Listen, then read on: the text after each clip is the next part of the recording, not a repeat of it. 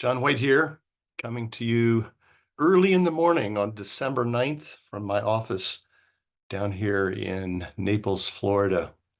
I'm making this video for everyone who is on the Luke 10 mailing list, email list, and those of you that are on my podcast list.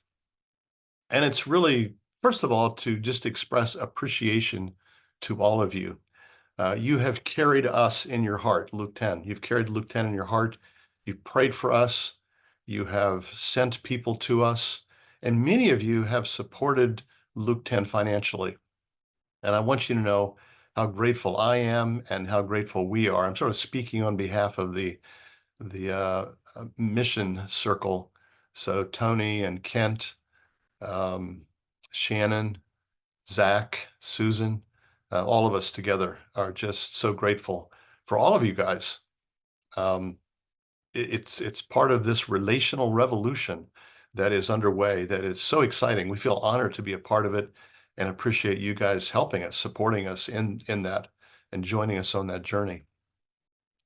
Kent Smith and I started Luke 10 way back in 2008, early in 2008. And when we started, we had a sense that there was something really important for the kingdom of God that he was calling us to, but we didn't know a lot about it. At that time, we knew the name. This thing was going to be called Luke 10. So Luke 10 Community, Luke 10 Ministries, however you want to say that. And we came to that because we had come to understand, this was sort of an epiphany, that Luke chapter 10 was the clearest picture of how Jesus went about fulfilling the Great Commission. Matthew 28, go and make disciples of all the nations. Well, how exactly do you do that? And over the years that I'd been a Christian, I'd seen lots of people that had come up with strategies for doing that. And it was like a revelation that Jesus had a strategy. I mean, it kind of makes sense, but that was a real insight. And that Luke 10 was where we saw that, sending people out 2 by 2 to find houses of peace. And so I'm basically planting churches, I think. So we started with that. We had a name and we had 2 questions. And we didn't have much more. We had 2 questions. So Jesus, how do we do church in such a way that sustainable transformation occurs? We're not about church as just a matter of just going to meetings just because you're supposed to do that on Sunday morning. But we wanted to see church that really changed lives, that help people be conformed to the image of Christ, sustainable transformation. The second question was, how do we do church in such a way that viral multiplication takes place? I knew a lot about what I would call programmatic expansion. You know, develop the program sort of a top down. I'd done that for years. I was kind of done with that. But I had the sense that in the New Testament, we saw something different. It was like a benevolent virus was spreading throughout the Roman Empire. Lord, how do we do that? How do we do church in such a way that viral multiplication takes place? That's about all we knew at that point. But we knew that that this was something that was, on the one hand, very old, reflected New Testament values from 2,000 years ago, the early church, and also something that was very new. Over time, we came to understand that we were offering an alternative to the building-based, pastor-led, program-centric church that was rapidly disintegrating around us. I mean, 65 million dones, probably more than that now. Churches closing all over the place. People abandoning, leaving church, and often saying things like, church is killing me. I can't do church anymore. I was just with a friend of mine this last week who's actually a pastor, and he'd come to the conclusion that his experience of church had really led to sort of a PTSD. It really had been very damaging to him on the emotional level. And we hear stories like that all the time. And we think God has something way different than that going on. So that's where we started. And every year since then, since 2008, the Lord has just sort of little by little added insights to what we now call the relational revolution. I love the 2 passages in Scripture that talk about the talents. One says, the master returns, and he says, because you've been faithful in a few things, and the other one is because you've been faithful in a small thing, And it's like the Lord was saying, if you do the few and the small, I will take care of the large and many. And so it's like we wake up every morning saying, Lord, what's your small assignment for me today, for us today? It's not just me, but it's all of us. And so over these years, that's what we've paid attention to. And over these years, the Lord has brought to us, the Lord of the harvest has brought to us a growing number of emerging leaders who want to be equipped for this new thing that God is doing, equipped to be healthy, effective, spiritual mothers and fathers. That's our mission statement, to connect and equip spiritual moms and dads. So I want to share with you 6 things that we think God has done in this last year. This is 2023. It's probably more than this, but here are sort of 6 big major areas. Number 1 on the list is that we wrote and published our second book, Relational Revolution: 5 Shifts for Rediscovering Church as Heart-to-Heart Connection. So far, over 2,500 copies have been sold. And for the first time in Luke 10's history, and I'm going to read this, I love this statement. I think Tony wrote this. This is really good. For the first time in Luke 10's history, people can walk into their church leadership team, their Sunday school class, their Bible study, their house church network, a business, or their family dinner table and talk about the key cultural shifts that Luke 10 is embracing. These are our 5 core values. And as a result, hundreds of people have resonated with what they've read in that book and are coming to us for training. We think that's just going to continue. That's the first thing. Second thing, we launched Luke 10 in the wild. So as the leadership team was listening to Jesus about our annual conference earlier in 2023, that's what we heard. We heard this phrase, Luke 10 in the wild. So instead of one large Luke 10 leader team conference, we sort of initiated, and we talked to the people on leader teams. We said, you listen to Jesus about what he wants you to do locally. And out of that came 15 local conferences. This is a very decentralized kind of thing in 2023. I love that phrase, Luke 10 in the wild. Such a cool title. And so these were smaller groups that deepened relationally vibrant Jesus-led bonds. People connected with each other. Deep relationships were built. So Luke 10ers found each other in the wild. We had these mini conferences in 13 states in the US, also in Ireland, New South Wales, Australia, and England. So pretty amazing. Just again, we're always experimenting. And this was one of our experiments. Number 3, over 2023, Luke 10 equipped more than 200 vibrant families of Jesus through our Church 101 course. And that brings our total to over 700 families over the last 5 years. So this Church 101 course, people learn how to form what we call embryonic expressions of church. We call them CO2s, churches of two, where they practice checking in and listening to God as close to daily as possible. I often say, if you're going to have a whole lot of human beings, how would you start? Well, you would start with a whole lot of embryos. That's the basic, and all of us were embryos at one point, right? And we grew up into adult people. I think the same thing is true of church. So these CO2s are like an embryonic form of church, which can grow in whatever direction the Lord leads that to grow. Number 4, in 2023, we've been nurturing Luke 10 local on-the-ground networks. Most of our training is virtual, but out of that have come local networks in a whole bunch of places. I'm going to name some of them. There are probably more than these, but these are some of the places where we're seeing these kind of local, on-the-ground, in-person networks beginning to develop. Some of them are just a few people. Some of them are a larger number. So Nashville, Tennessee, Abilene, Texas, Simpsonville, South Carolina, Stevensville, Montana, Naples, Florida.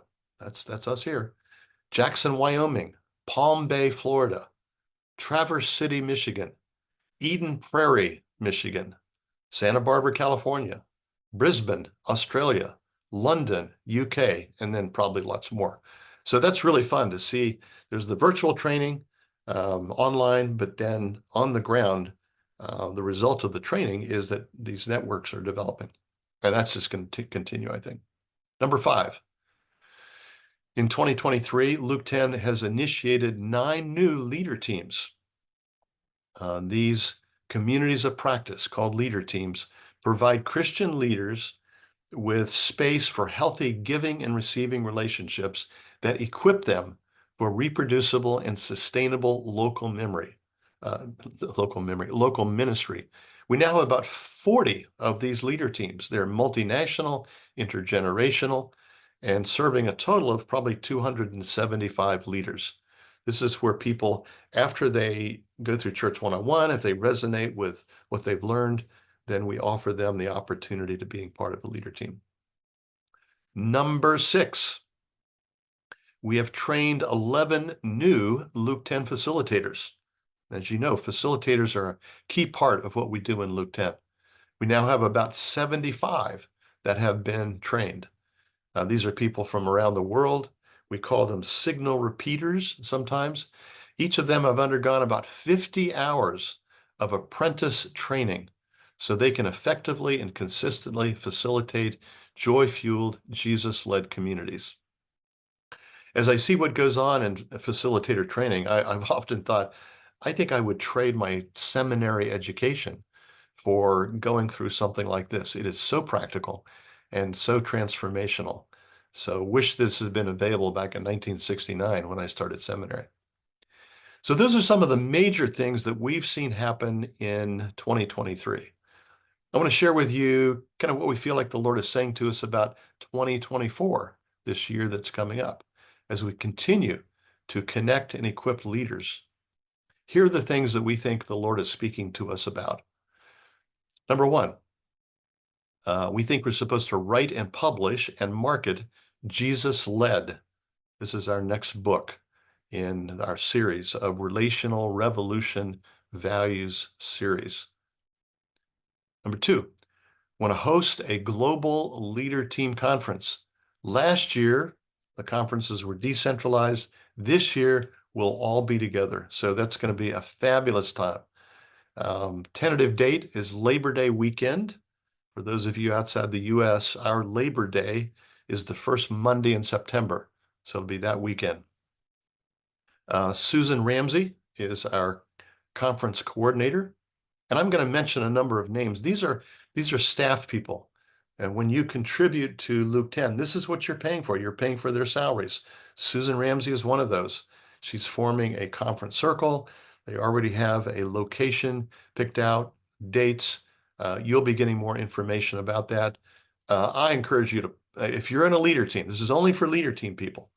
So it's very special. But if you're on a leader team, I encourage you to begin to plan for that now. Set aside the money. I know it's expensive to fly someplace and all the rest, but if you've ever been to one of our leader team conferences, you know what this is like. And if you're not in a leader team right now, maybe that's something the Lord wants you to set your target on. So how do you get there? You go through Church 101 and then take the next step to join a leader team. If that's you, then you're invited to this conference. Somebody described it as swimming in a sea of elders. It's just an amazing time together. Number 3, we intend this year to upgrade our Luke 10 website. Zach LaValle, again, one of our staff members. These are people that you are supporting with your giving. This is one of Zach's big projects. The upgrade will be more accessible and more engaging to website visitors, and it will create a clearer on-ramps into our training pathway. Zach is amazingly gifted in creating websites, all kinds of things, but creating websites. I think you'll be excited to see this when we roll it out. Number 4, and this is one that Dennis Podrochikov will be working on, another one of our staff members. Improve pastoral care and ongoing training for our Luke 10 listed facilitators. Our listed facilitators need ongoing care and coaching once they've been through their basic training, but that's not the end of things. So Dennis will kind of watch over them He'll lead the process of building a network of resources and touch points for these leaders to continue the development. Just going through the 50 hours is the starting place. We want to continue to support people after that. Number 5, we think we're probably going to experiment with local Luke 10 retreat style training to continue nurturing local networks. So for instance, what if we taught all of Church 101 in person over a weekend? Haven't done it yet, but that's one of the things we think we might be doing this next year. Pretty exciting. As by the way, you've heard us say this before. We think of Luke 10 as building the plane in flight. So we are always listening to the Lord about new things that he wants us to do in the midst of everything we are already doing. Number 6, nurture collaborative relationships. Luke 10 is not the only game in town. There are a lot of people that are contributing to this relational revolution that is underway.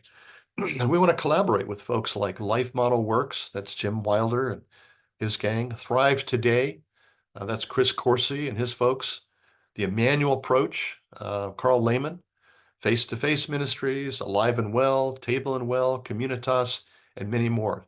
We're very collaborative in what we do. So the bottom line of all that is the relational revolution is accelerating. We think this is an incredibly exciting time to be alive. God is doing some amazing things. He's reworking his church, we think, and he's invited us to play, to have a part, to be part of this. We think there are going to be hundreds more people coming to Luke 10 in this next year, searching for new vision for the church and the training to then implement that vision. So, want to just update you on kind of where we are financially. We have a funding gap. There's a gap between our expenses and the income, and I just want to inform you about that. No pressure about this, but this sort of end of the year is a season we're asking people to listen to Jesus about this. The question we always ask is, Jesus, what do you want us to know about this? Whatever the question is, whatever the issue is, what do you want us to know about this? And so I'm just asking you to ask that question. Jesus, what do you want me to know about this funding gap? And so if he directs you to help us with this, great. If not, if you don't feel the Lord's leading you to do that, don't contribute anything. Have you heard from somebody say that? We want your giving to be joy-fueled and Jesus-led. I love this verse from the Message. This is 2 Corinthians 9, verses 6 and 7, sort of on this theme. So Paul says this, I want each of you to take plenty of time to think it over and make up your own mind what you will give. God loves it when the giver delights in the giving. So this is just simply an opportunity for you to listen to the Lord and do what he leads you to do, whatever that is. So where are we in this funding gap? So we're about $55,000 roughly that's what the gap is like. And so far, about $2,000 have come in. So we're asking the Lord for the next 53,000 over the rest of this year. So you ask the Lord about that. So thanks for listening. This is kind of a picture overview of where we've been, where we're going.